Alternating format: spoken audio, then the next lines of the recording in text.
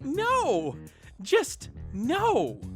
Bubsy the Woolies Strikes Back doesn't deserve an intro. This game that came out on October 31st, 2017 is no doubt the worst game that I've played this year by a wide margin. Its ridiculous cost of $29.99 for a game that can be completed in under 2 hours is a blight upon the gaming industry. And I know what you're thinking. Dragnix, it can't be that bad. It's got a mixed rating on Steam right now. Surely if it was insufferable, it'd be in the red. Hell, you've never played a Bubsy game before, so what's the big deal? You're just obviously jumping on the hate train for a franchise trying to start anew.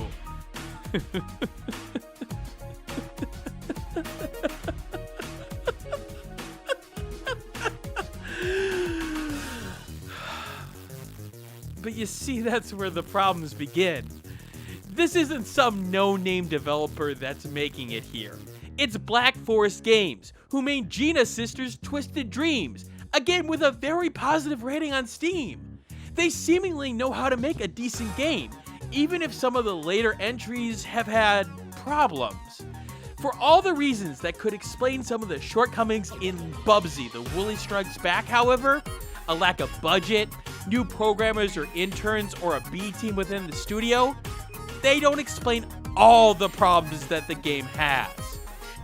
So come, let me explain to you exactly why I think that one of the best years in gaming to date, with literal gems falling left and right, is now balanced a tiny bit by the abomination that has been put in front of us. Spoiler alert, if you were expecting a turnaround in this review and some magical way this game will deserve a buyable score, I'd turn around now if I were you.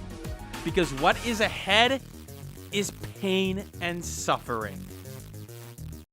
There's only one place to start as I systematically tear apart this game, and that's of course the gameplay. Bubsy the Woolies Strikes Back is a throwback to older platformers, specifically the Bubsy games on the SNES. Luckily, the game decided not to go the Bubsy 3D route, but that's the equivalent of saying that you're not going to start crack cocaine.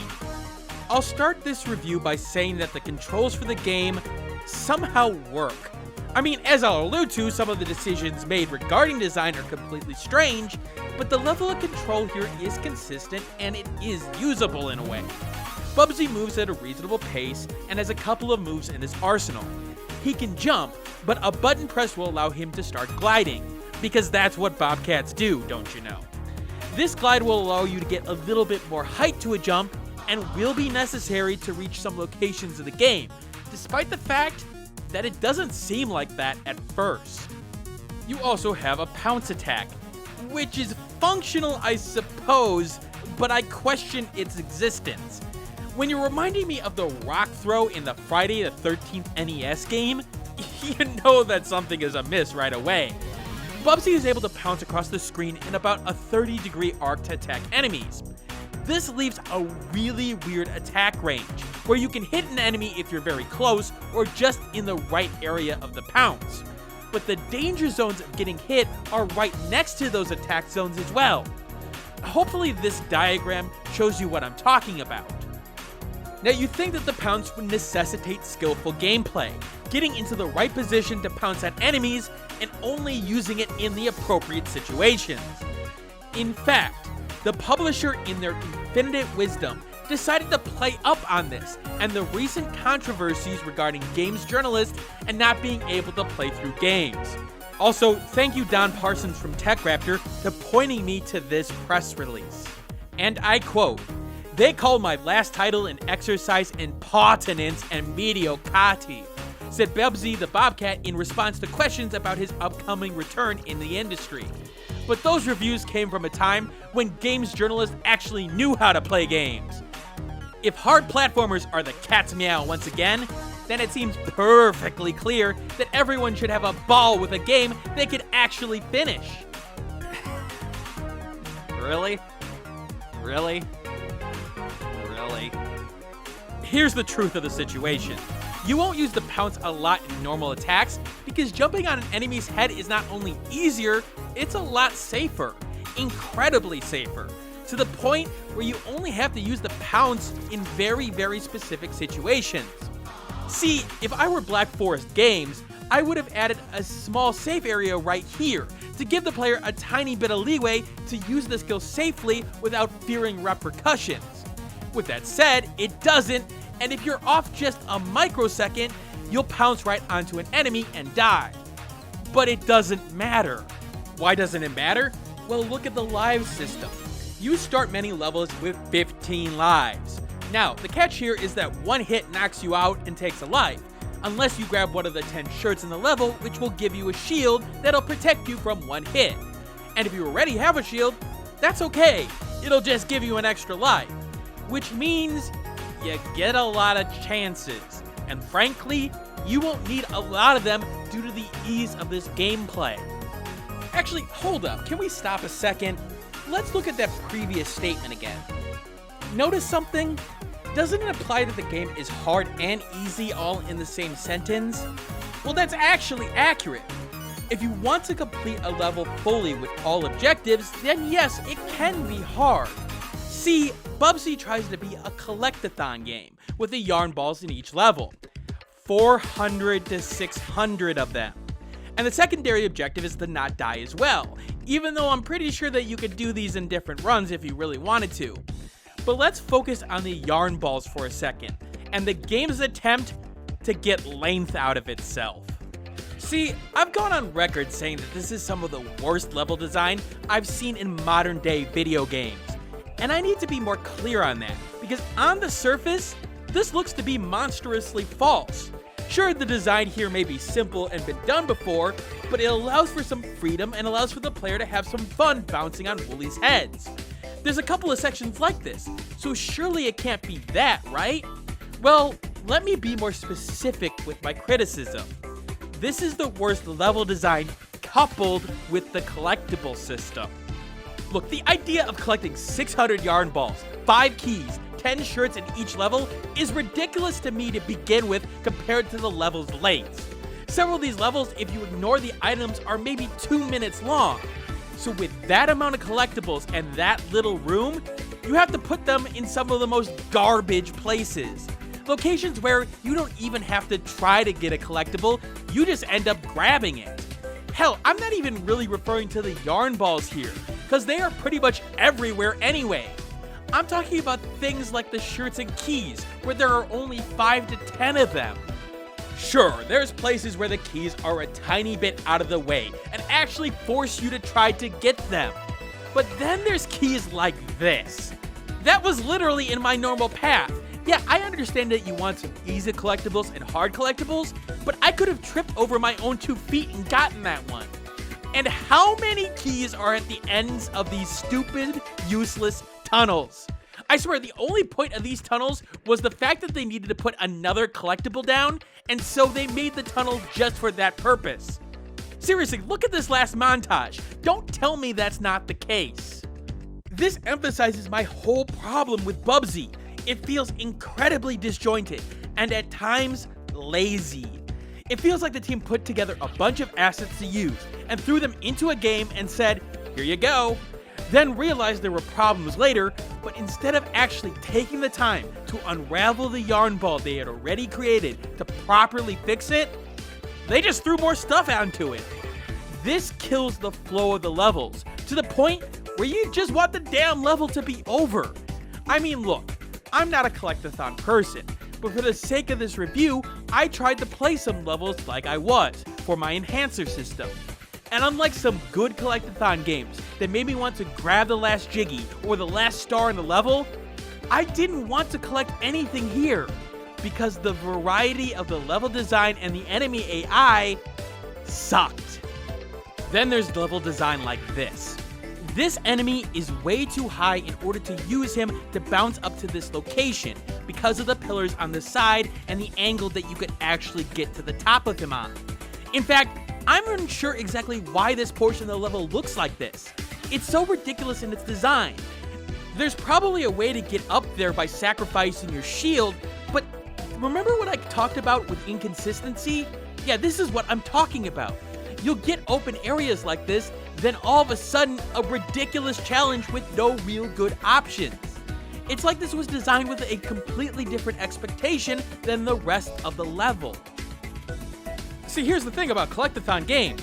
They actually don't make you repeat things that often unless you mess it up. Like, yes, if you fall off a bridge or something, you're having to make your way back up to get through the level. But 99% of the time, you don't actually have to fall off that bridge to get an item and then have to make your way back up to continue on. It's still along the way, or only after you're done with the section. Now let's take a look at Bubsy. Notice something with these yarn balls here. How can you get to them? Well, you can only get them from falling from above or floating from the other side. They are just out of reach of jumping from below. So that means you've got to repeat doing this jump. This happens in several places, meaning you're doing the same thing over and over and over again, and they're not that interesting scenarios in the first place. Enemy AI is simple, and there's not that many enemy types to the game. I mean, for a platformer like this, I wouldn't want complicated AI, but when you feel like enemy A is pretty much the same as enemy B and C, then it really doesn't help things. Again, even with the AI's case, many levels don't take advantage of making variety for them, putting them in tight hallways where they can't play to some of their strengths, or just throwing them down without a lot of rhyme or reason to it. Take the bee enemies who will home in on you slowly when seen, but will be attracted to a flower if they're near it. Note how easy it is to get around them here, and even with 8 bees in question, it never poses even a remote challenge. It's easy to exploit the AI at every turn, and some key level design differences would have made that much better. Instead, it feels like a waste of time and space. What else should I talk about? Oh yeah, there are boss fights. 3 boss fights to be exact. 2 of them are really bland boss fights that have less excitement than a funeral. Yes, I said that. Those 2 fights are ridiculously easy, and while yes, you may lose a life here and there, most of them have way too big of a window to dodge attacks and leave you just wanting something to happen. I will give the game this though. This one section of this boss fight actually gave me a tiny bit of hope.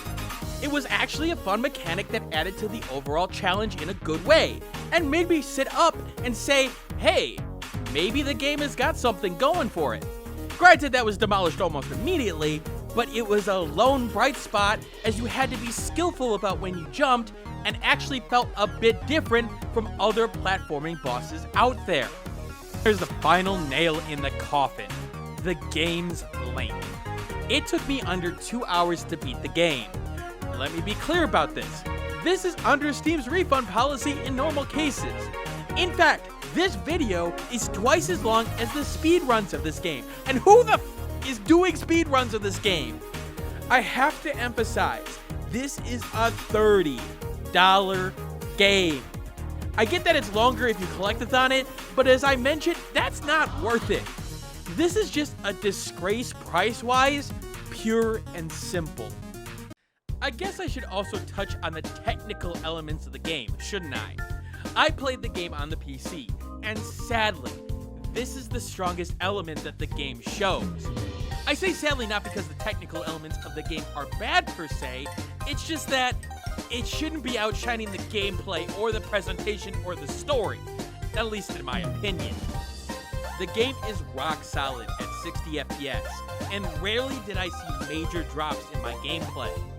In addition, the game's load times vary anywhere from 0 to 30 seconds on the PC, which is reasonable, and that's only the first load time. Granted, the most important load time, the time after you lose a life and have to restart, is pretty short, less than 5 seconds. See, I can say something good about the game. However, what I can't say the same for is the hit detection. Something feels off here. There are several times where I swore I hit enemies or projectiles and I didn't die, or vice versa. Then again, sometimes it was really hard to tell if I was supposed to die. These spike traps, for example. I definitely touch them on several occasions, and I really can't tell if they're activated at certain points. It's just a visual mess, to be honest, but more on that in the presentation section. As for options, there's a launcher with bindable keys for both the controller and the keyboard. It should be noted, however, that this menu is really clunky to use, and there's no confirmation for when you want to change something. It just sort of happens, so you can accidentally click on the wrong thing, and lo and behold, that's it. Oh, and you can't change the camera on the controller, but I'm going to be honest here, you don't need it that much anyway. Graphics-wise, yes, you can play Bubsy in 4K. I'd like to point out, this is the first game I fully reviewed on my new PC and my new 4K monitor. Mother freaking Bubsy. Anyway, you could choose the version of Dragnix for some reason, 16 and 32-bit color quality, which is nice, and behold, the most ridiculous refresh rate drop-down menu on the face of the planet. It's out of order, and what the hell are some of these options? Maybe they're useful for some people, but really, I'm just so confused by it. At least you've got slight control over the shader, distortion effects, and particle quality. And that's more than usual platforming indie games, so I'll give Bubsy that. Finally, the sound options are good with effects, ambient, music, and voice separate sliders. And you can say how much Bubsy says with the verbosity slider, which is one of the only things I truly like about this game that's unique. I will say, however, that despite these options, I did run into technical problems that I haven't seen others report on. For example, Bubsy for me wasn't doing any quips at first, which I found odd. Isn't that the whole character in a nutshell? And I had looked at the options menu before this and seen that verbosity slider, so it was clear that something was amiss. So I decided to up the value. Lo and behold, he started talking. But when reducing it back down to the original value, he was still talking. So it seems like the game had trouble remembering this setting on the first go-around. Okay, fine. Except this happened every time I launched the game. I'd have to go into the menu and do it again.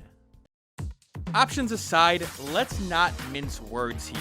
Bubsy the Woolies Strikes Back does not look like a $30 game. I'm sorry, it doesn't. That's despite some actual good work on some of the detail here, specifically in the environments. I mean, the 2.5D with this cabin in the background is pretty reasonable. With that said, the game hits the gambit of good, bad, and weird decisions all at once when it comes to its presentation. When the game decides to put detail in the forefront, that's where it shines. Seeing the detail on the grass along this path here makes it feel realistic, like creatures have walked these paths 1,000 times before. The drawing of the yarn balls give you a sense of how tightly packed they are. Granted, it doesn't necessarily use that detail well in its gameplay. It's nice to look at, but does it affect the gameplay by giving advantages to certain eagle-eyed players? No. With that said, that's when the detail is good. Then you have the middle level, things like the rock formations that you can break.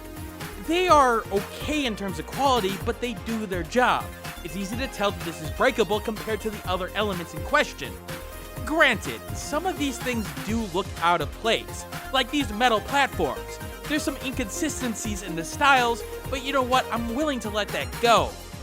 But then some of the effects are just awful. Look at this lava. It's so bright and so meh to look at that I wonder if this was an intern that was asked to do this. I mean, I don't want to be mean, but it looks very amateurish. Some of the ground and dirt doesn't match the rest of the scenery, really standing out to the point where it's almost like two different art teams were on this project, and they didn't communicate to each other at times. Now look, in a platformer, I'm going to be more focused on the environment's effects on gameplay more than anything else. Most of the time you're at a certain camera angle, and if it's hard to distinguish your character from the background, I'm going to have a problem. I have a problem with Bubsy because of the gameplay they've chosen here, and how precision can be hard to judge at these angles, in particular with the character models. Now, I don't want to go into it fully here. It's a video all in itself that I will do later on. But let's just say the lack of outline on the characters makes it very hard to judge distance at times with this perspective. Regardless of that, here's where the biggest problem in presentation comes to a head in my mind. Black Forest Games, do you understand the Bubsy franchise at all? The whole point of the character is that he's annoying and over the top. A lot of his personality comes in his quips, of course, but it also comes in his original animations and the way he's like a cartoon. His idle poses, his death animations, they end up giving Bubsy a cartoon-like presence that can be fun to watch in the series. So why in God's name did you not play to that? Seriously, Bubsy is so lifeless on screen. The lack of key animations from when he dies, for example. It's one animation, and it's sorta your typical fall over dead. Sure, he comes at the screen when he runs out of lives, but even that has been done infinitely better in other games. And to be honest, it's just sorta meh. Contrast that with some of the SNES games, where he melts into a puddle for a death animation, for example, and you can immediately see the difference in quality. These models, these characters, feel so lifeless that it's hard to put his personality visually over. Bubsy just talks and talks. He doesn't exaggerate any of his motions or any of his moves like I think he should to put the personality over. As for sound, it's mostly meh. There's indicators when you kill enemies that are clear, but things like Bubsy's cue when he starts gliding can be really hard to hear. There's an inconsistency all over the place, and it feels like some sound effects are missing.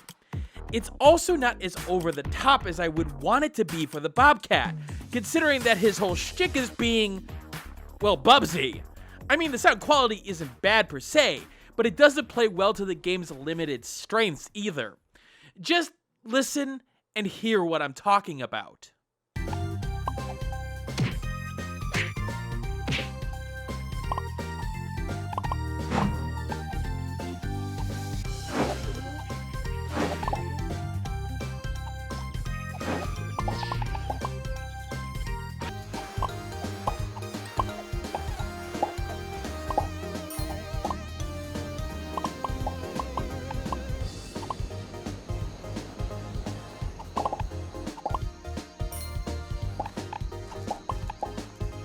Then there's Bubsy himself. Look, I'll give Black Forest Games this. The Bubsy voice actor seems to fit the character in several ways. Bubsy is annoying and has the right amount of sass and snark that I would want out of the character. Granted, I don't want to hear him 95% of the time, but that has more to do with the quality of the writing more than anything else. But the performance itself is inconsistent, and it seems to have quality issues at times.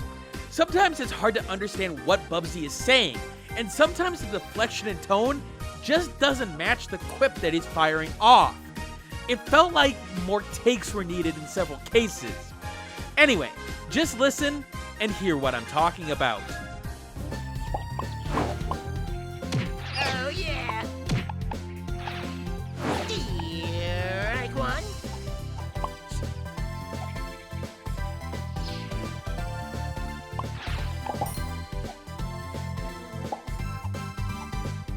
Bubsy's on a pouncing spree. Gliding down. The music doesn't help things at all. I mean, is there anything technically wrong with it? No, it's cookie cutter and generic for a platformer to say the least, but I can't say it's necessarily bad, and I can't say that a theme or two wasn't enjoyable to listen to. But overall, the music just always seems to drag on more than I wanted it to here. I don't even feel like talking about it that much because it's just so eh. Just listen and hear what I'm talking about.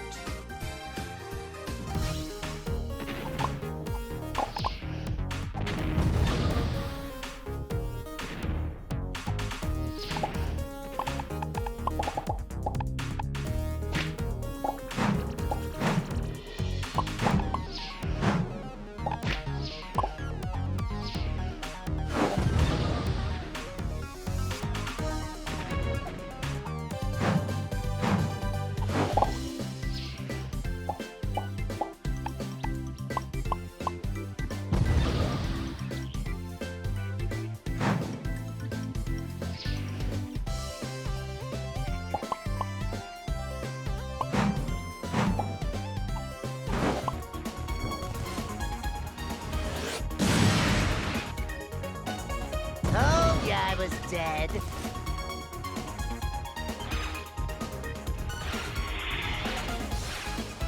And then, pounce!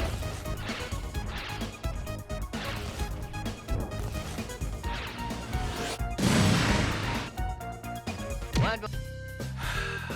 Do I even have to mention the story? Bubsy has a golden fleece that he found, which he turned into a golden yarn ball. Woolies come and try to take all the yarn away, including Bubsy's golden yarn.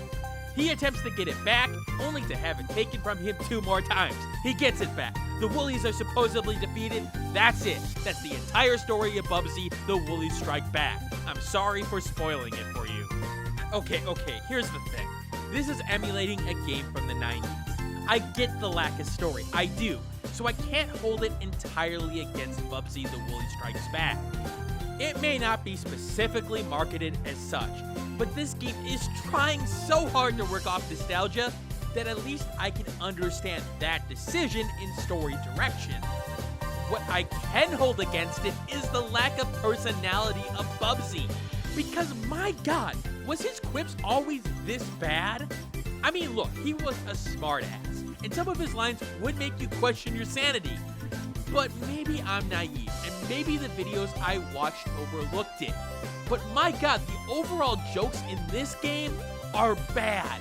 Painfully bad. Hell, I've probably said better jokes in this video. Yes, me of all people. That should tell you something. There is only one way I can finish off this review. This is the endgame screen for Bubsy the Woolies Strike Back. You can yell spoilers, you can yell Dragnix, you monster. I don't care. I'm too pissed to let this go. Black Forest Games, I'll give you this. You've got real balls to put that screen up after the game prematurely ends and wave a big middle finger in front of the player. I don't even know who thought this was a good idea. Whoever it was, they should be immediately fired. Especially on Steam, where a player could beat your game and refund it within its 2-hour limit. I've said that I think that the refund period has potential for abuse, and to be honest with you, I would not feel bad in the case of Bubsy the Woolies Strike Back and having it used against it. I'm sorry, I know I'm the paladin of the reviewing world, that I take the high road and expect both developers and consumers to be treated with the utmost respect. But I can't with Bubsy. I just can't. When all is said and done, I've said that Bubsy the Woolies Strikes Back is a worse game than Sonic Boom, and I stand by that. Is it more consistent and technically better in the gameplay sections? Yeah. Is it better in graphics and presentation? Not really. Is it technically a better game in an overall sense than Sonic Boom? Yes. But here's the thing. This is a buyability score. And what Sonic Boom has that Bubsy doesn't is simple. It's actually interesting. It's not good at all, don't get me wrong, but it's still fascinating at how bad it is and thus becomes intriguing because of that. It's like playing a car crash in certain cases, and there's something that draws you to it despite the fact that there's shrapnel and death all over the place. Meanwhile, Bubsy the Woolies Strikes Back is so boring that even playing through Yasai Ninja sounds more interesting right now. It can't shine in any area, its presentation is bad, its story is non-existent, and I think I've seen sub-dollar games that provide better gameplay than this. For every semi-strength that the game has, it fails in the game design department and capitalizing on using it. And finally, the price. The $30 price tag is a slap in the face to every other developer who's made an actual worthwhile platformer. You could talk about memes, you could talk about the joke factor of the franchise, but let me ask you, is it really worth paying $30 for jokes when you can get so much more other value? No, this game is a blight, and thus, Bubsy scores one of the worst scores in the history of this channel, a 15 out of 100. That means, for the love of God, don't buy it. Not even for a joke. Not even as a replacement for bad rats. At least Bad Rats had the decency to be cheap while it was given to people. Now normally, that doesn't take into account my enhancer system. Games are usually too diverse and too specialized for a regular review score to be useful. So while the main score attempts to be as objective as possible, my enhancer system takes the more subjective elements of gaming and provides them with adjustments to fit that particular player. So, if you fall into any of the enhancer categories here, then add or subtract the score from the main score. That's what I would say normally, and if the first digit changed, you would refer to the description below.